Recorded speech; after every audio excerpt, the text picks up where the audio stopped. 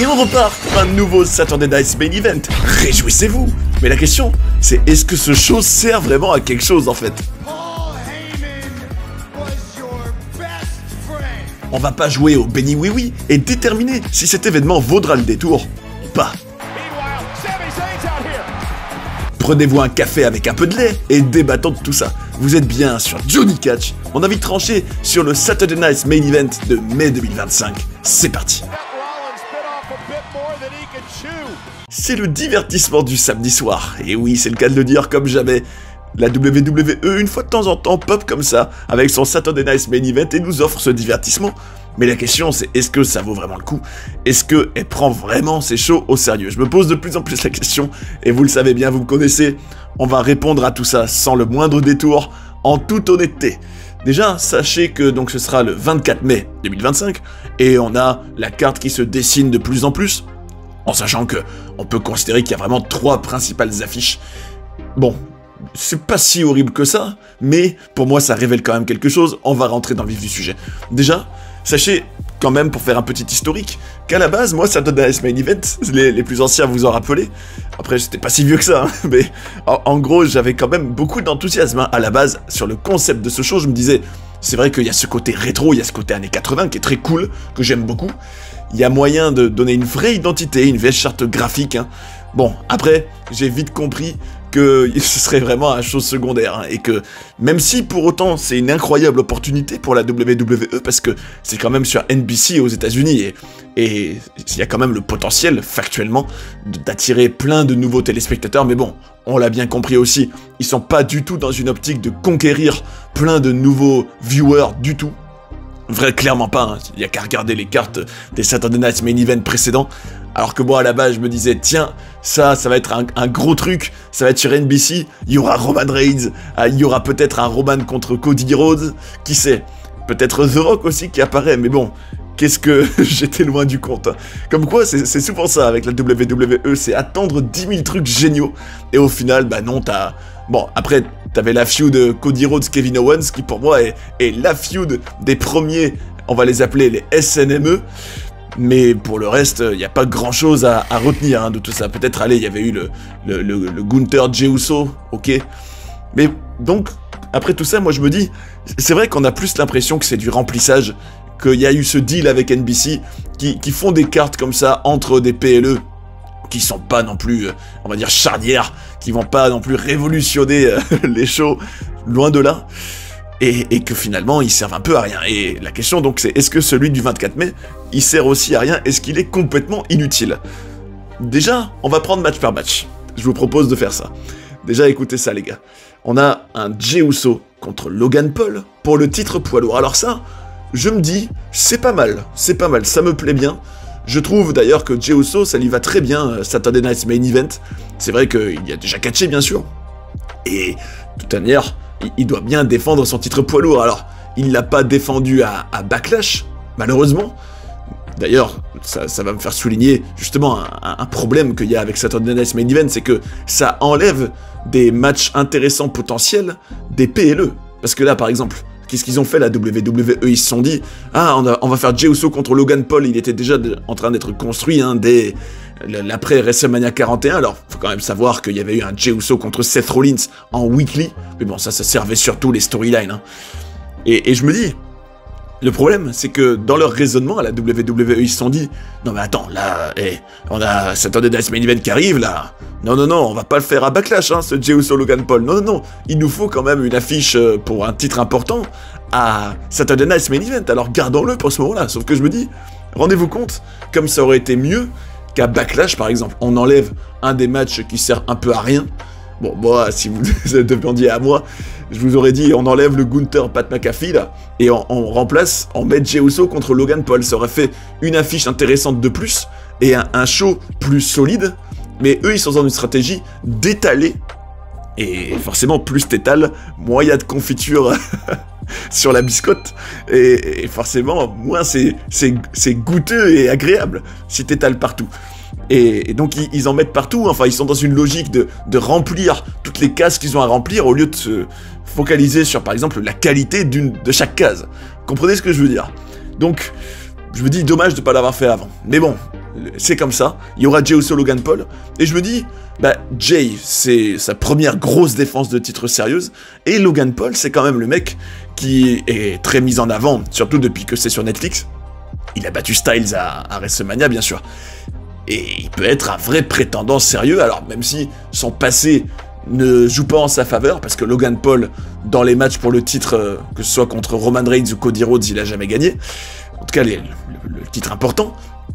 Donc, je me dis, est-ce que la tendance va continuer, ou est-ce que Logan Paul, ça ce serait quand même un choc, hein, rendez-vous compte, Logan Paul champion poids lourd, ce serait quand même comme un symbole d'une WWE qui se rajeunit, j'ai envie de dire, mais pas seulement, qui chercherait peut-être justement à plaire aux nouvelles générations, aux jeunes, donc c'est pas du tout impossible que pour le buzz, ils mettent Logan Paul champion pendant quelques mois, hein. Ça m'étonnerait pas. Donc je me dis, il y a un vrai suspense pour cette affiche, hein.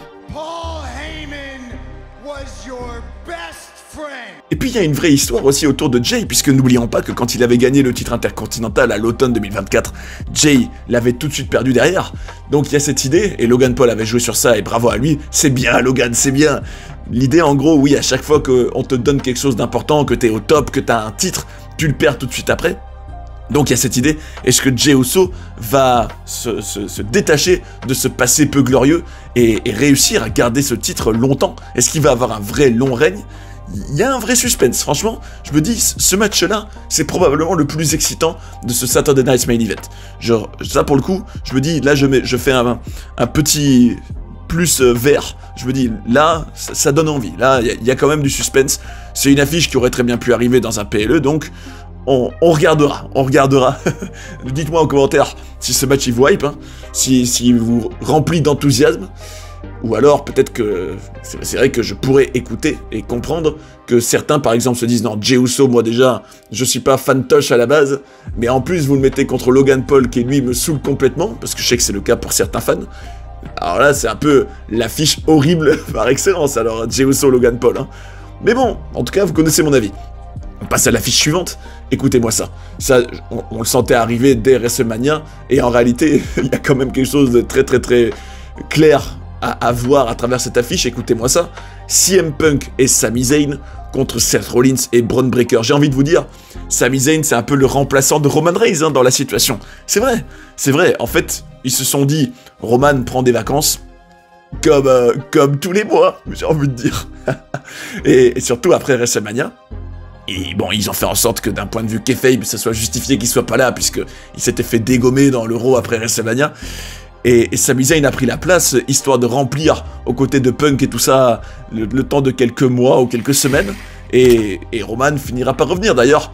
Et si Roman revenait pendant ce Saturday Night Main Event, comme ça, après il est là pour Money in the Bank. Pas impossible du tout ça.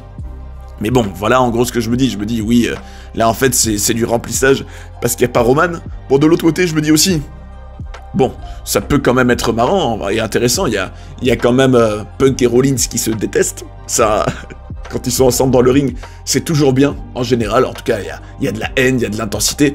Breakker, pour le côté explosif, c'est intéressant d'ailleurs, voir Rollins et Breakker réunis, le nouveau clan autour de Paul Heyman.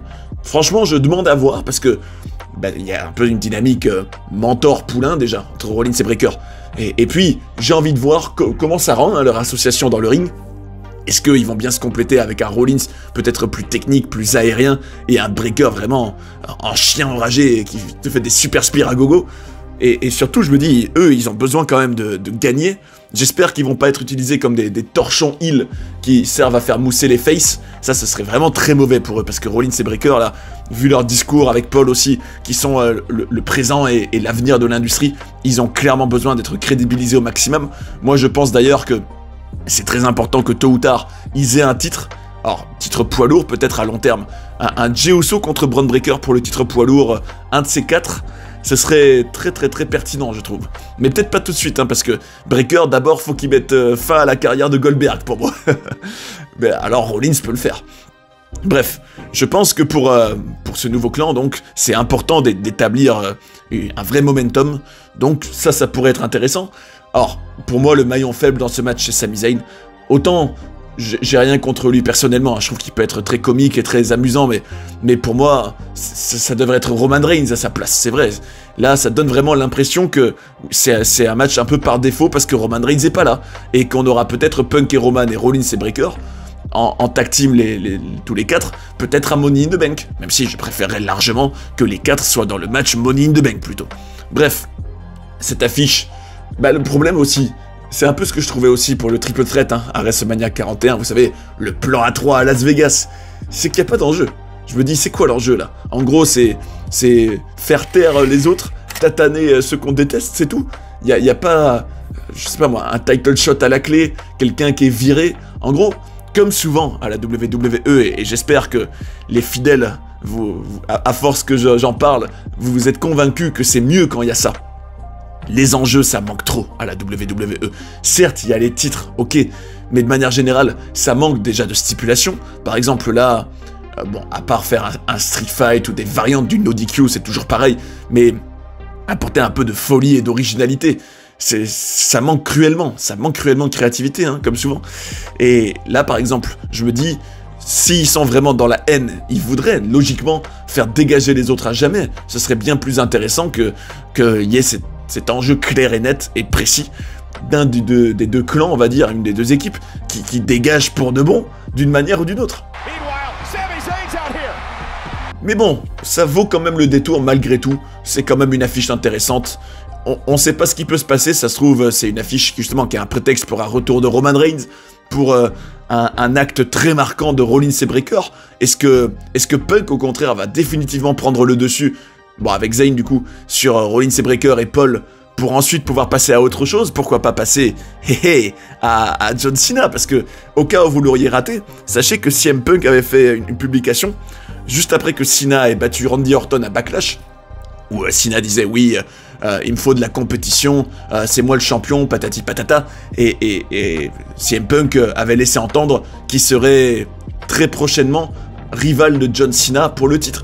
Ce qui me fait dire que Cena Punk est bel et bien prévu, hein, qu'il va bien arriver. Alors moi, idéalement, j'aimerais que ça arrive à Money in the Bank. Il y a des gens qui militent plutôt pour que ce soit à SummerSlam, mais je trouve que Money in the Bank, c'est le show qui pour moi est éternellement associé à l'affiche John Cena CM Punk. Pourquoi? Parce que 2011, les gars, 2011, quand même, un des meilleurs matchs de l'histoire de la WWE, en termes de storytelling, d'émotion, de folie. Donc je me dis, ce serait un très bel hommage de le faire à Money in the Bank, ce match-là. Mais bon, le temps passe, hein, donc il faudrait que d'ici là, Punk ait terminé cette situation avec Rollins et Breakker et qui enchaîne direct sur Cena, qui lui aussi, transition idéale, a un match a priori de prévu à Saturday Night's Main Event, en tout cas, ça semble clairement se dessiner. Bon, c'est une drôle d'affiche, hein. Si vous m'aviez dit il y a quelques mois, les mecs, John Cena dans sa tournée d'adieu, il aura cette affiche-là, je vous aurais dit, non mais attends, on a déjà pas beaucoup de dates de John Cena, c'est la dernière année de sa carrière, il y a déjà beaucoup d'adversaires prioritaires et importants qu'il doit affronter, et vous êtes sérieux à mettre R-Truth contre lui? Ah, pour le coup, je vous aurais pas cru, hein. Ah non, vraiment pas. Mais bon, après, c'est vrai que Cena a fait un attitude adjustment, mais si, je préfère tellement l'appeler le FU, à la fin, vous savez, à la conférence de presse, à Backlash, à R-Truth, qui déjà était venu quand même le sauver, hein, dans le match contre Randy Orton. Bon, après, ça se laissait là largement deviner, puisque il avait participé, hein, dans des petites interactions dans la feud entre Cena et Orton, déjà. Ça se sentait que ça allait arriver, en gros.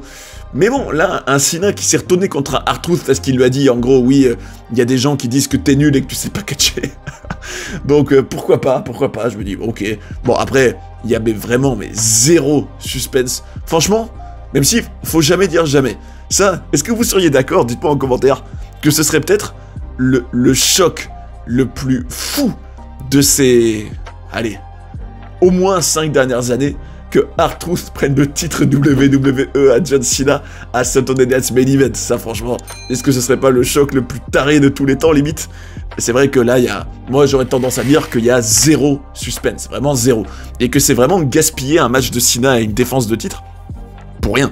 Parce que là, franchement, qui pourrait me faire croire, hein, même si j'aimerais vraiment avoir le bec cloué, parce que ce serait une WWE qui ose et qui est imprévisible. Et là, pour le coup, je serais vraiment choqué. Mais franchement, qui pourrait me dire, Oui, John Cena, en gros, il a battu Orton à Backlash. Il a gagné le titre contre Cody Rhodes à WrestleMania. Et le changement de titre, il aurait lieu à un Saturday Night Main Event contre R-Truth. Non, ça j'y crois pas. Vraiment, à moins d'un rematch immédiat au Raw ou au SmackDown suivant, à la limite. Mais bon, ça serait gaspillé comme ça un titre pour rien. Et surtout, ça ferait que Cena, après en le regagnant, deviendrait champion pour la 18e fois. Donc ça a encore augmenté le record. Mais bon, qui sait. Après, moi, vous savez, un truc que je reproche à Saturday Night Main Event depuis le début, c'est que ils auraient dû marquer plus le coup. Alors, ceux qui s'en rappellent, j'avais dit que j'étais déçu pour le tout premier Saturday Night Main Event que Owens n'ait pas battu Cody Rhodes pour le titre. Après, Cody, il aurait regagné juste derrière, mais je trouve que pour le tout premier, il aurait fallu vraiment créer un choc vraiment imprévisible et vraiment épique. Et ça aurait été vraiment très pertinent que Kevin Owens, au lieu de conclure par, vous savez, le pile driver et tout ça, mais que Cody reste champion, ça aurait été bien plus marquant que Kevin Owens mette fin à son règne. Bon, le reperdre juste derrière, mais ça aurait vraiment créé un choc et on se serait dit, waouh, à Saturday Night Main Event, il peut se passer des trucs comme dans un PLE, et je le prends très au sérieux. Et encore une fois, une WWE qui a raté le coche, ils auraient pu envoyer le message que tout peut arriver dans ces shows-là, mais ils l'ont raté. En tout cas, il y a un John Cena contre R-Truth, où il y a peu de suspense. Après, mon espoir, c'est qu'à défaut qu'il y ait du suspense et de l'excitation, que ce soit peut-être un R-Truth qui, avec son potentiel comique extraordinaire, permette un peu d'humaniser le John Cena sans âme et heel qu'on voit depuis son heel turn. Il pourrait par exemple le faire rire, lui faire des compliments, lui dire « Mais John, t'es le héros de mon enfance, pourquoi t'es comme ça ?» Et un John Cena qui pourrait commencer à être tiraillé, et là, ce serait intéressant. Et à part ces 3 affiches qui sont clairement les plus importantes, on a d'autres affiches qui sont des rumeurs, qui alors soit seront officialisées prochainement, soit qui arriveraient peut-être à Money in the Bank, mais ça peut aussi très bien arriver à ce Saturday Night Main Event. Écoutez-moi ça, et j'espère que vous allez vraiment vous lécher les babines à fond là. Écoutez-moi ça. Vous avez un match tag team pour donc un titre tag team, Fraxium contre les Street Profits. Alors bon, même si je dois défendre ce match, je dirais que c'est probablement la touche spectacle, la touche catch dynamique, catch virevoltant, catch aérien, avec un Montez-Ford qui va voler partout, probablement. Ça peut être un peu la touche, le moment popcorn, un peu, où pendant 10 minutes, vous avez un match où ça va vite, ça va dans tous les sens. Voilà, c'est un peu pour moi tout l'intérêt de cette affiche-là. Mais bon, de là à être vraiment un des arguments de vente les plus alléchants, on va dire, de ce Saturday Night Main Event, non, faut pas abuser quand même. Ensuite, on a la rumeur, parce que cette feud n'est pas terminée, rappelez-vous, elle était à WrestleMania, Jade Cargill contre Naomi. Et c'est vrai que je me dis, cette affiche-là, vu qu'elles ont continué à se tourner autour, à papillonner avec rage, j'ai envie de dire, depuis WrestleMania, ça veut dire qu'il faut une conclusion. Bon, idéalement, j'aimerais bon, quitte à avoir cette affiche encore une fois, hein, j'aimerais un match avec une stipulation du genre Loser Leaves WWE, ou alors un truc ultra violent, un False Count Anywhere, quelque chose un peu d'original, de différent de leur match à WrestleMania, en tout cas, ça c'est indispensable. Surtout que il y a des rumeurs comme quoi Naomi pourrait peut-être s'éloigner de la WWE, même si bon, à voir si c'était pas du bluff. À suivre. Si ce rematch arrive à Saturday Night Main Event et qu'il y a une stipulation bien violente et un gros enjeu, ça pourrait être intéressant. Pourquoi pas? Sinon, on a aussi encore un autre match tag team, donc pour l'autre ceinture tag team, a priori, qui pourrait arriver entre le New Day et les War Raiders. Anciennement les Vikings, c'est tout simplement un rematch de WrestleMania, hein, ni plus ni moins. Et je me dis, ok, bah, même si je trouve que un seul match tag team pour le côté un peu virevoltant suffit, pas besoin d'en faire 2. Hein. Bon, d'ailleurs, si je devais mettre une petite piécette, je vous dirais que je pense qu'il y aurait qu'un seul des deux qui arriverait et pas les deux. Même si les deux arrivent, vous aurez encore une fois la confirmation que la priorité à la WWE actuelle, c'est les matchs, le catch, c'est créer des spots pour les fans sur place, et certainement pas la qualité de la carte, où pour le coup, je trouve que 2 matchs tag team qui se ressembleraient pas mal, purement dans l'exécution, ça ferait trop, Mais bon, on sait pas, on va voir ce qui arrive. Et après, une autre rumeur, mais bon, ça pourrait aussi arriver plus tard, hein, écoutez-moi ça. C'est Io Sky contre Julia. j'ai envie de dire, un Japanico. On pourrait l'appeler comme ça, le Japanico.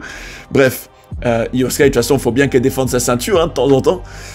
Ça, encore une fois, je pense que pour le côté un peu technique, hein, ceux qui adorent ça, ils pourront être gâtés. Bref, au total, hein, on pourrait partir sur une carte où il y aurait peut-être 6 ou 7 matchs à suivre. Et je retiendrai essentiellement les 3 affiches principales qui, en étant bien racontées, avec de l'enjeu, avec un peu de créativité, pourraient être intéressantes. Mais par contre, est-ce que je considérerais que c'est vraiment un show immanquable? Franchement, pas totalement. Pas totalement. Là, je dis oui, il y a les 3 affiches principales, quelques petits trucs par-ci par-là, probablement à se mettre sous la dent, mais en soi, c'est pas une carte méga solide. Et ça me fait conclure sur, pour moi, le problème de ces Saturday Night Main Event, c'est que là, pour le coup, on aurait très bien pu dispatcher. Je book, je dispatch. Je book, je dispatch. Entre Backlash et Money in the Bank. Et enlever ce Saturday Night Main Event. Parce que, en plus, ce qui est bizarre, c'est que on est dans une route, juste après Backlash, qui mène à Saturday Night Main Event. Qui va donc durer, puisque Backlash c'était le 10 mai. Et que là, SNME, c'est le 24. Ça fait, oui, 2 semaines de route vers ce show-là. Et juste derrière, vous avez 2 semaines aussi pour aller à Money in the Bank. Pourquoi se priver de 4 semaines de build-up de Money in the Bank? Ou alors, ils sont contents et acceptent de faire le build-up de Money in the Bank en 2 semaines, de tout accélérer. Mais bon, qu'est-ce que ça veut dire? Ça veut dire qu'il y aura probablement pas vraiment d'histoire développée. C'est vrai, il y aura des qualifications pour le Money in the Bank. D'ailleurs, je suis quand même assez inquiet quand je vois que Cena défend son titre à Saturday Night Main Event, normalement contre R-Truth, et Jey Uso aussi. Je dis, ils ont intérêt à avoir les 2 défenses de titre aussi à Money in the Bank, hein. Sinon clapouche, hein. C'est vrai. Franchement, je trouve que ça sent mauvais à l'instant T. C'est vrai qu'ils font de plus en plus rarement les 2 titres défendus dans un PLE qui n'est pas un PLE majeur du Big Four. Donc j'aurais quand même un peu d'inquiétude à ce sujet. Et j'en profite pour dire aussi que je trouve qu'il y a vraiment trop de shows. Pas que Saturday Night Main Event, mais est-ce que vous vous rendez compte quand même? Et pensez aux pauvres employés de la WWE, pas qu'aux catcheurs. Hein. Est-ce que vous vous rendez compte que entre Raw, entre SmackDown, entre NXT, entre Speed, entre Evolve, entre Saturday Night Main Event, entre les PLE, vous avez des shows tout le temps, des matchs tout le temps, et vous vous rendez compte qu'il y a des employés, alors ceux qui déplacent les affaires, surtout les caméramans, les monteurs, l'équipe de production, ils sont sur le qui-vive, mais tout le temps, tout ça pour offrir plein de matchs. Je me dis, calmez-vous. Moi je dis, trop de shows tue les shows. Là, ce Saturday Night Main Event, finalement, sa conséquence, selon moi, c'est qu'il dessert aussi bien Backlash que Money in the Bank. Mais bon, je vous invite à me dire en commentaire si vous n'êtes pas d'accord et à me donner tort, avec des arguments bien sûr, et avec bienveillance. Je vous fais confiance pour ça. Et j'en profite pour vous remercier pour vos commentaires, justement, pour vos avis, vos ressentis que vous partagez. On partage tout ça et c'est magnifique. C'est ça la passion du catch. Et puis en plus, ça aide la chaîne, donc n'hésitez pas à le faire. Et puisqu'on a parlé un peu de catcheuses aussi, une qui est quand même un des plus grands noms de la division féminine et un des noms qui personnellement m'intéresse le plus, c'est toujours Bianca Belair. Et figurez-vous que le 12 juin, il y aura une vidéo documentaire très intéressante qui pourrait vous faire voir Bianca Belair autrement. On va s'intéresser à toute sa vie, à son parcours, des anecdotes très peu connues sur elle, et notamment tout ce qui concerne ses troubles alimentaires. Et croyez-moi, c'est très intéressant. Ça approfondit Bianca, et croyez-moi, vous serez pétrifiés d'admiration encore plus après. Donc, rendez-vous le 12 juin, mes amis, pour ce documentaire, et espérons que malgré tout, Saturday Night Main Event soit vraiment un bon divertissement du samedi soir. D'ailleurs, si vous avez envie de découvrir des documentaires sur des personnages incroyables ou d'apprendre plein de coulisses et de controverses de la WWE, j'ai tout ce qu'il vous faut ici. J'espère que vous avez passé un bon moment devant cette vidéo et je vous invite à rester sur Johnny Catch pour en voir d'autres. A tout de suite. And that's the bottom line, 'cause Stone Cold said so.